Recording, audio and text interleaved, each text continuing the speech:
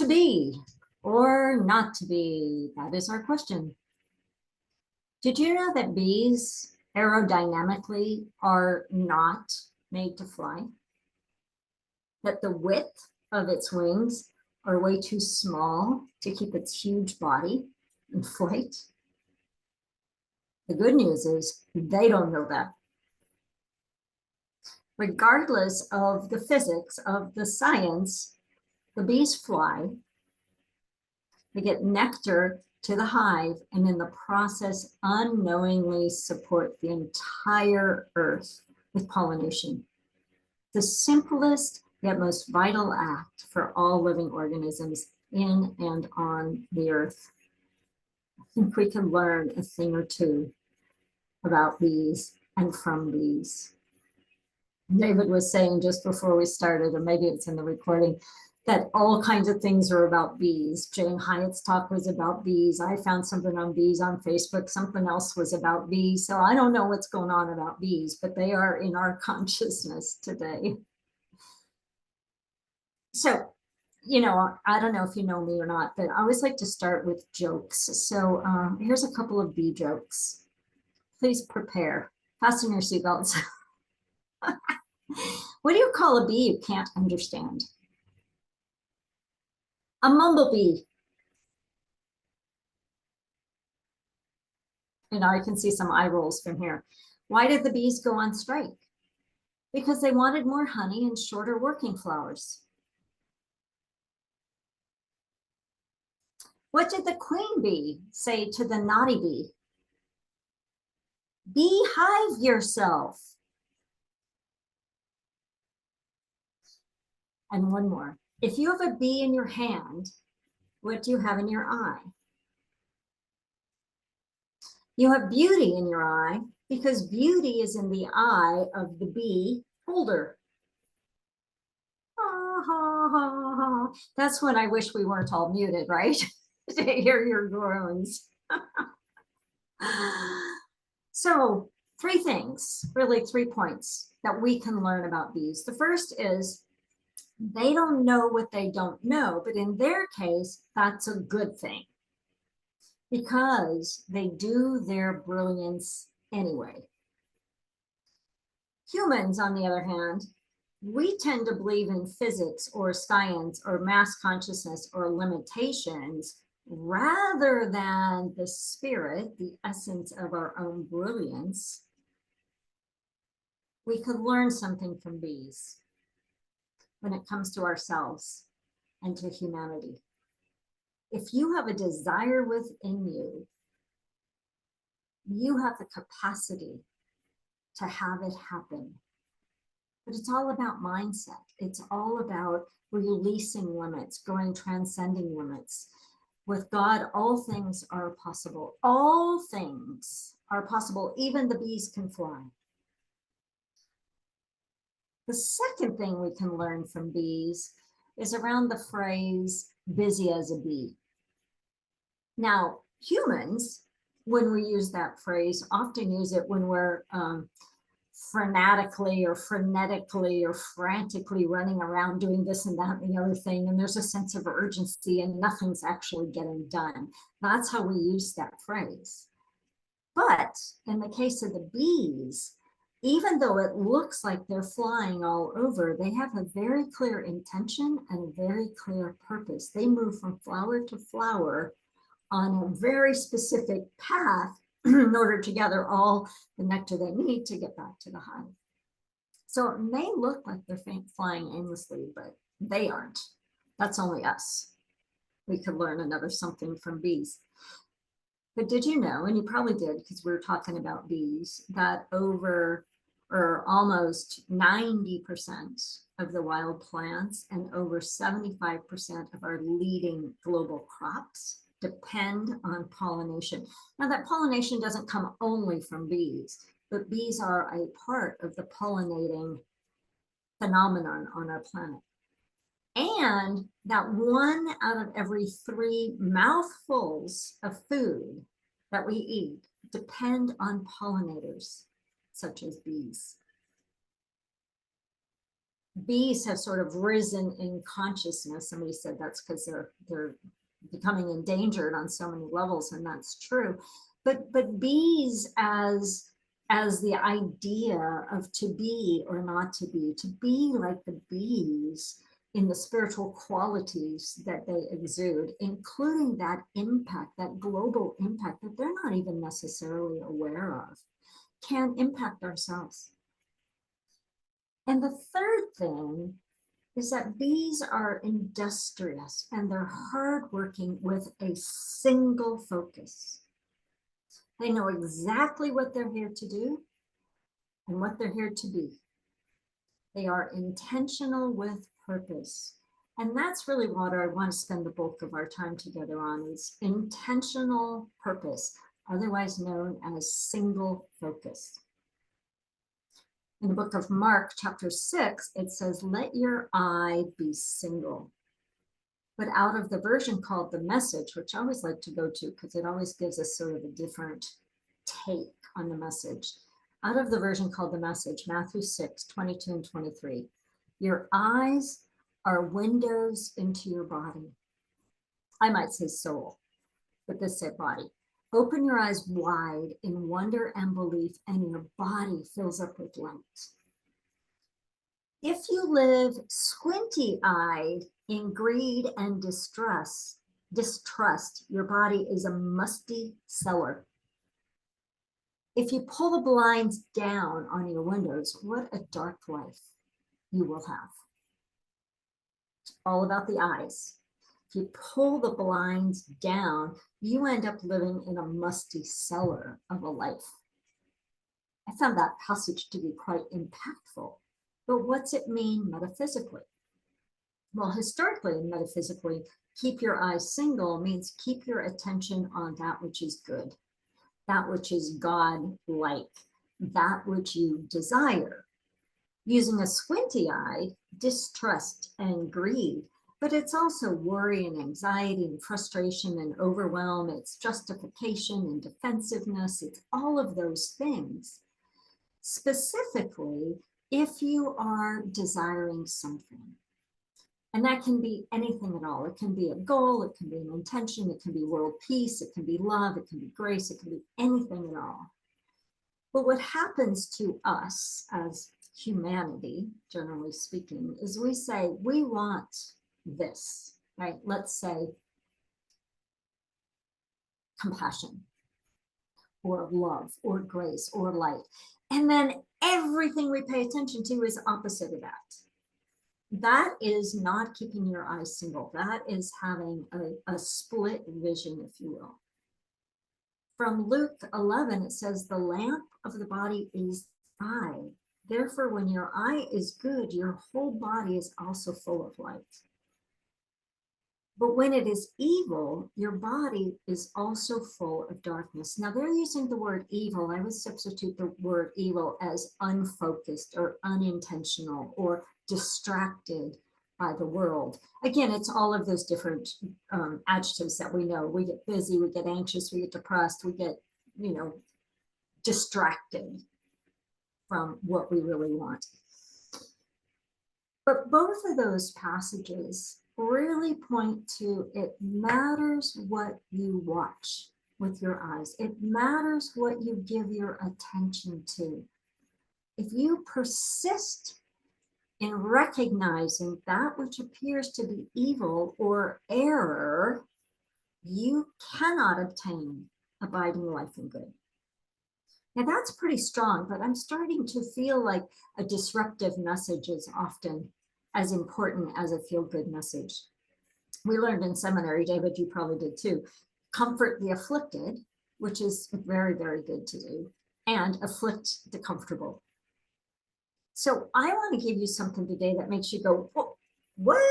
And look deeper, a little bit deeper into your own life, into your own subconscious, into your own thought patterns. It matters what you pay attention to. It's our third principle. What you think, what you vibrate at, determines what you see and what you experience in life.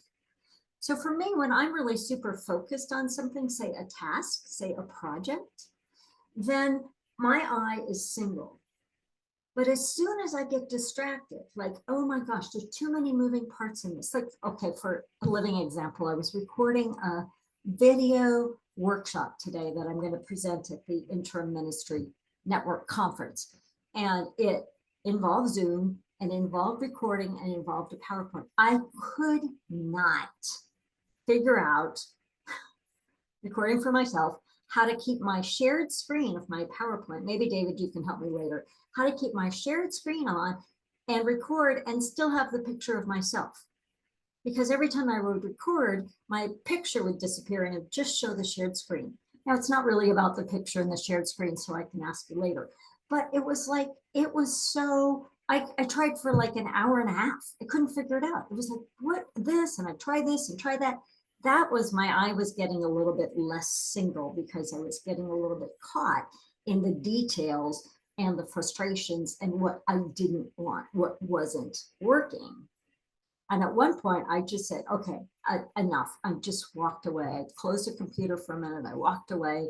I'm talking to my husband. He goes, what are you doing? Are you done? I'm like, done. I haven't even started. I'm like, ah. And he goes, well, what are you going to do? And I said, I'm going to walk around the house. It was too hot to go outside. I would have gotten sweaty and, I was videoed, right? He goes, walk around the house. That's funny. I literally walked around the edges of each room through the house, filled my water, took a drink, had a snack, and I came back. And the last thing that I had tried worked. So I figured something out. And then I got my eye really single again. But the point of that example, that story, is when we keep our attention on the end result without attachment to how it unfolds, then we are both reaching for and pulled to that intention, versus if we forget what that ultimate intention was, and then we just get caught up with all the moving parts and all the things that doesn't work. And that's how we get split attention. That's how we lose our focus. And as soon as that happens, then I go all over the place. And it takes me a minute to come back. So once I come back, when I quit paying attention to what is wrong, and I come back to my breath and back to my center and back to my vision, my intention is to create this video that will serve this conference body. Oh yeah, that's why I'm doing that, right? And then everything starts working together. It's like putting the cog in the wheel that starts flowing in the right direction again. We've all heard the saying, where your focus goes, your energy flows.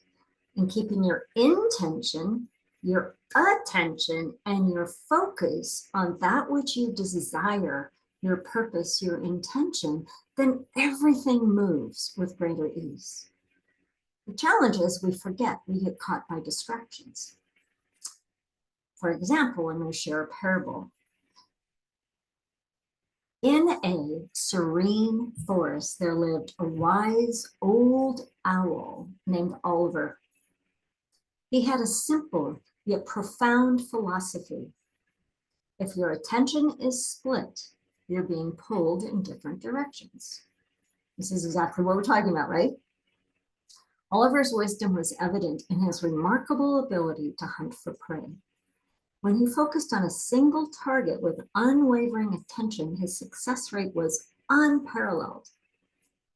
But on days when he allowed distractions to divide his attention, his hunts often ended in frustration. One sunny morning, Oliver watched a young rabbit dart through the underbrush.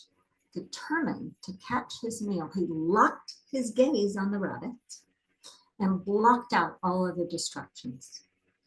The rustling leaves, the chirping birds, the swaying branches, the squirrels that ran by, and with laser-like focus, he pounced and captured his prey. As he enjoyed his well-deserved meal, Oliver reflected on the lesson he had just reaffirmed. The antidote to distraction is single focus. It was a simple truth that he carried with him throughout his wise and contemplative life in the forest, a lesson that helped him thrive amidst the beauty and the chaos of the natural world. Another way to say it is this. If your attention is split, you're being pulled in different directions. When you're pulled in multiple different directions, you get nowhere. Again, the antidote is that single focus, that single vision. Be as focused as the bee on what you want. Also means you let go of limitations. You let go of even scientific proof that you can't be who you're here to be. Let that go. Because just like the bee, if you have a desire, it's already within you. Even if it's science, even if it says it's not possible, all things are possible. Jesus said in Mark, if you can believe, all things are possible to him who believes, to they who believe. If you can believe, if you can grasp a possibility in all of the infinite possibilities, if you can let go of the limited reality for a greater idea, it means that you can have it. And more than that, you can be it, because you really have to be it before you have it. I always talk about the quantum. That is the quantum. Letting go of limitations for the infinite possibility is quantum. So believe as the bee believes. Do as the bee does. Believe in your brilliance, that all things are possible, regardless of, in spite of any evidence to the contrary. Act as the bee does, with intention and focus and purpose. Do you want greater health? Make that your focus. Do you want more abundance? Make that your focus. Do you want better relationships, or more love, or more forgiveness, or more compassion, or more innovation in the world? What is your gift to the world? Because we all have a gift to the world. And for most of us, that gift can be a thing that we don't even know. Like, we don't even know who or what we're pollinating just by being our brilliant selves. But when we quit, or we'll forget to be our brilliant selves, and we become a limited human, and we're whining and complaining about everything that's going on, and the line in the grocery store is too long, and the stock market did this, and the politics did that, and the government did this, and there's COVID out there again, and all those things that come at us, those are simply distractions. Doesn't mean you don't pay attention, doesn't mean you don't take right action, whatever that is for you. But it means you don't let your energy be pulled in many directions. And know that your purpose matters. Your purpose, your beingness matters. You are here as an individualized expression of God, of spirit, of source. And in that individualized expression of you, you are one piece of a mosaic called humankind, the mosaic called life on planet Earth. Your color, your vibration, your gift, your beingness matters. It matters that you are here, and that you are here to be done. You are here to be all that you're here to be. You are here to make manifest the glory of God, just as the bee does. Imagine that there's some aspect of creation saying about us, saying about each of you, you are so important. You are almost in danger. Do you know the impact that you have on the world? And all you have to do about that is let your light shine, is to come into the truth of your own being, to know your own work, to know your own beauty, to know your own self. Socrates said, know thyself. Know thyself. Know that you are, the beingness that you are is as important as anything else in all the world. And so the question I start with, to be or not to be? To be, for me today, calling you is to be more conscious, to be more awake, to be more Christ-like in your love and your compassion and your forgiveness and your kindness. And from that, we will create a world that's filled with more innovation and creativity and even more beauty. So to be the fullness of your being or not to be, which could be just being your limited self and going along, doing your day and doing what you do. That's all fine. But to be is right here available to you. I challenge you. I call to you. I ask you. Choose the be of your true essence. And you will be lit up from inside, and you will be the light of the world. How do you answer the question? To be or not to be? I hope you say to be. God bless you and thank you.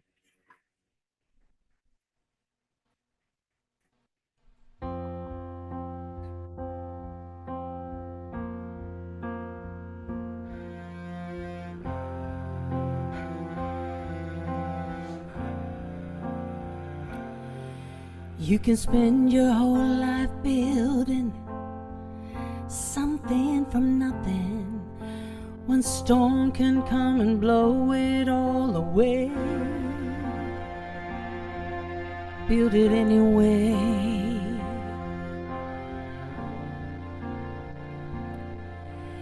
You can chase a dream that seems so out of reach, and you know it might not ever come your way.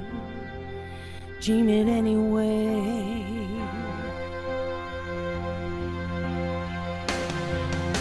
'Cause God is great, and sometimes life ain't good, and when I pray doesn't always turn out like I think it should,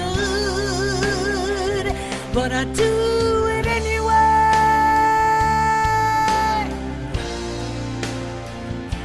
I do it anyway.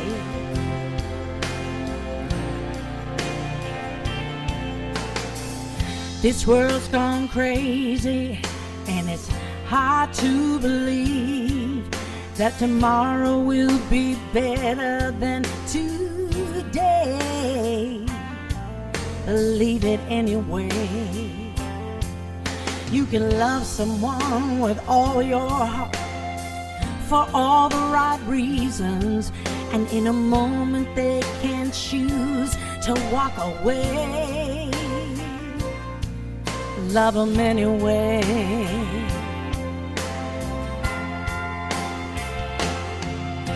'Cause God is great, and sometimes life ain't good. And when I pray, doesn't always turn out like I think it should, but I do it anyway.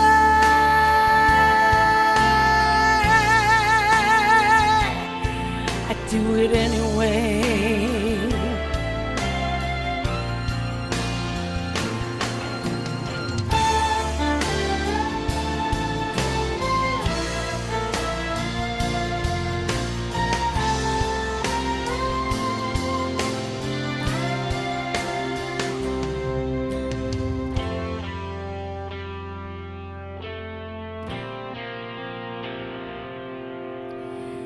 You can pour your soul out singing a song you believe in,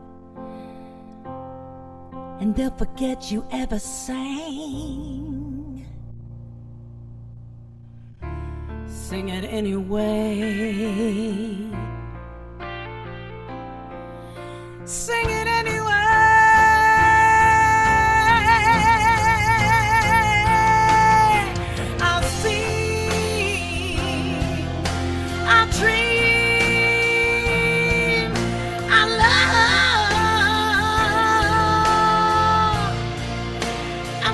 Do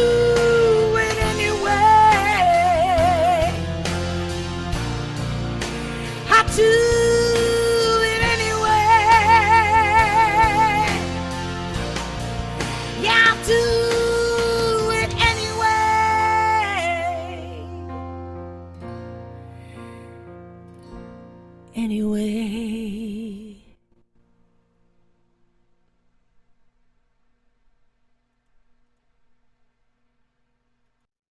So I just invite you to capture this image in your mind's eye, or you can gaze at it during the meditation. As we begin our meditation, as we always do, centering ourselves in our breath, the sacred breath.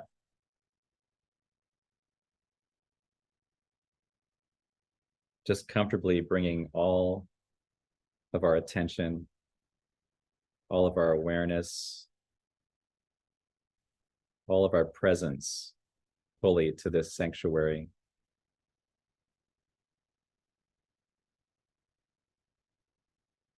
With each breath, feeling ourselves more grounded.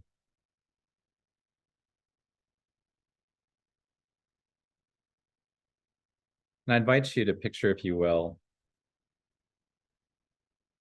sitting on the side of a hillside where the weather is just perfect. And whether it's a sunrise or a sunset, you see the sun in the distance. Just think about what color is the blanket you're sitting on. And in this spiritual journey, just surround yourself with your favorite things, whatever you want to bring into this space right now, just bring that onto the blanket.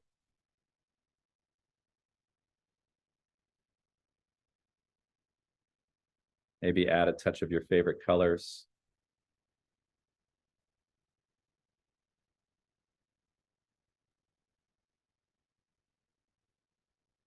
Call in any ally spirit energies that you want to bring in, source energy, knowing that it's all a part of the divine self.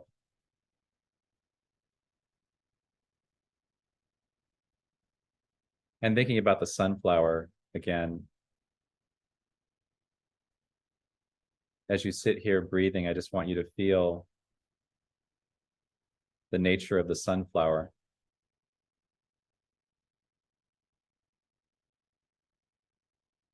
So as your spine is lengthening and your face is facing towards this sun, just imagine yourself like the sunflower, just drinking in all of the beauty.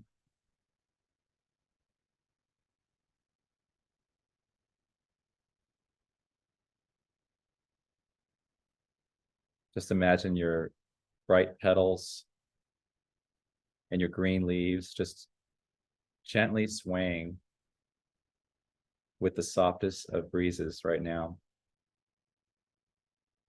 The temperature being perfect.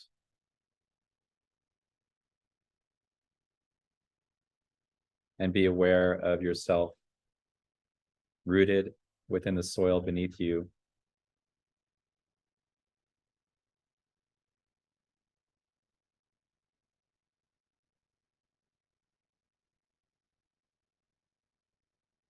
And I want you to surround yourself with other elements of nature, if you wish. Birds or bees. Adding touches of clouds or stars or whatever you want to add into the skyscape. As you become aware of the intelligence of the flower, this flower that knows how to synthesize the energy from the sun, that faces the sunlight, that interacts with the bees pollinating. As you breathe, just being aware of this process of photosynthesis that happens in the flower, and that this flower is in a symbiotic relationship with all of life.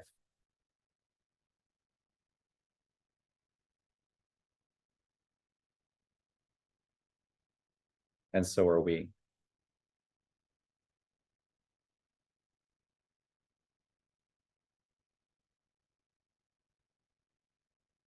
So as you breathe, just become more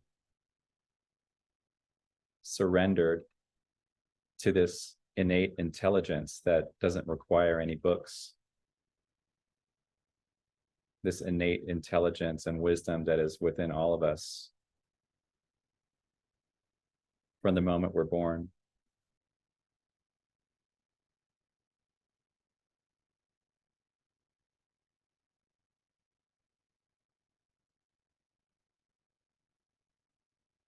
And as you breathe, let's just breathe in with a state of and a feeling of gratitude for this intelligence.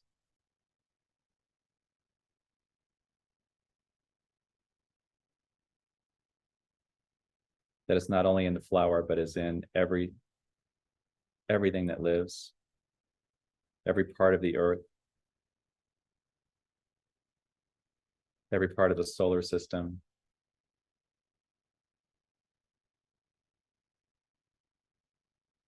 It's in the simple gravity that may seem invisible, but it's highly intelligent. And it's a part of this grand quantum reality, all reality.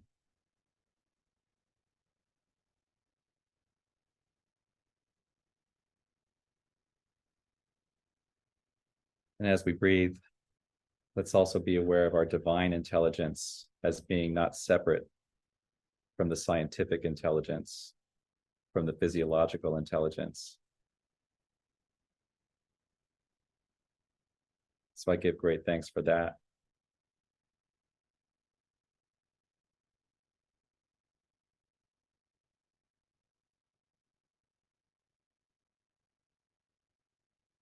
And let's just complete with, on your own timing, just 3 deep, slow breaths at your own pace.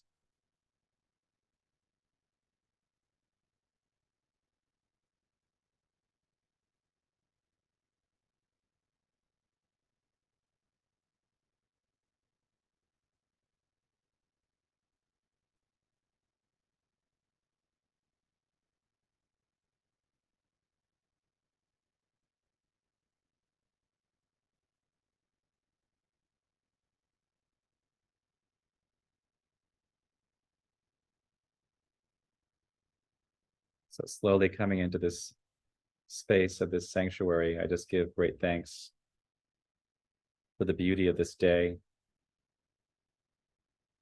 for the beauty of each moment. I give great thanks for Aliza Bloom Robinson and her message, and for Margot Leduc and her music, for everyone in this community being here for this spiritual practice called Unity San Jose. And so it is.